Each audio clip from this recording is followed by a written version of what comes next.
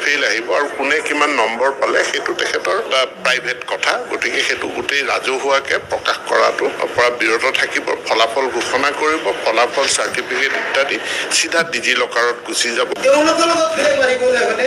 CBSE কেনেকৈ পঢ়ায় ICSE কেনেকৈ পঢ়ায় ঠিক সেইধৰণে সেৱাটো পঢ়াব লাগিব আৰু সেইটো আমি কেনেকৈ বাধ্যতামূলক কৰিম সেইটো বাধ্যতামূলক কৰিবলৈ হ'লে প্ৰশ্ন কাকতসমূহ CBSE পেটাৰ্ণত ICSE পেটাৰ্ণত হ'ব লাগিব তেতিয়াহে আমাৰ শিক্ষাগুৰুসকলে সেই পেটাৰ্ণৰ ফালে যাব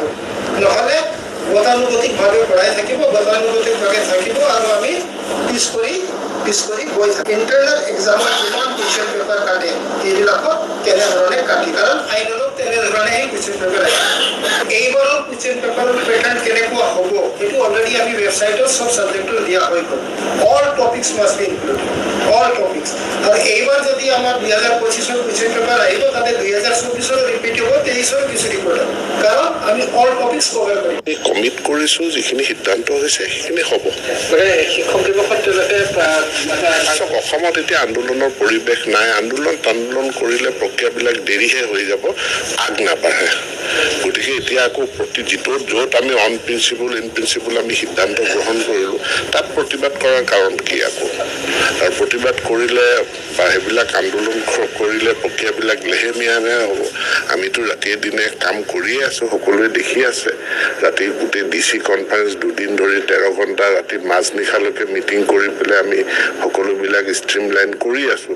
তো ৰাতি 12টা বজালৈকে যিখন চৰকাৰে কাম কৰে সেইখন কাম চৰকাৰে ইন প্ৰিন্সিপল ডিচিশ্যন লোৱাৰ পাছতো প্ৰতিবাদ আদি কৰিলে কামবিলাক স্থবিৰ হ'ব বা লেহেমীয়া হ'ব না এইটো 10 তাৰিখলৈকে সময় দিয়া আছে 10 আগষ্টৰ ভিতৰত কাৰণ কাইলৈৰ পৰা বিদ্যালয় খুলিব 10 আগষ্টৰ ভিতৰত এইখিনি ছাত্ৰ ছাত্ৰীৰ সম্পৰ্কে সঠিক তথ্য বিদ্যালয়সমূহে শিক্ষা হেতুত আপলোড কৰিব আৰু তাৰ পাছতে আমি সিদ্ধান্ত কোভিডৰ সময়তে আমি এটা প্ৰচেষ্টা আৰম্ভ কৰিছিলোঁ অনলাইন ক্লাছেছ আৰু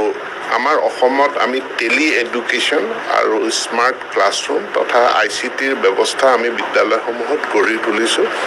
মাধ্যমিক পৰ্যায়ৰ বিদ্যালয়সমূহত আমি বিশেষ গুৰুত্ব দিছোঁ যাতে 100% মাধ্যমিক পৰ্যায়ৰ বিদ্যালয়ত আমাৰ স্মাৰ্ট ক্লাছৰুম থাকে আৰু আজি সেই মাধ্যমৰ জৰিয়তে মই সমগ্ৰ শিক্ষা কাৰ্যালয়ৰ ষ্টুডিঅ'ৰ পৰা প্ৰায় 7,700খন বিদ্যালয়ৰ লগত মই সংযোগ স্থাপন কৰোঁ আৰু তেওঁলোকক উদ্দেশ্য কৰি আজি যিহেতু 1 আগষ্ট বিদ্যালয়ত নতুনকৈ শ্ৰেণী আৰম্ভ হৈছে গতিকে শিক্ষক ছাত্ৰ ছাত্ৰীসকলৰ উদ্দেশ্যে মই শুভেচ্ছামূলক বাৰ্তা দিওঁ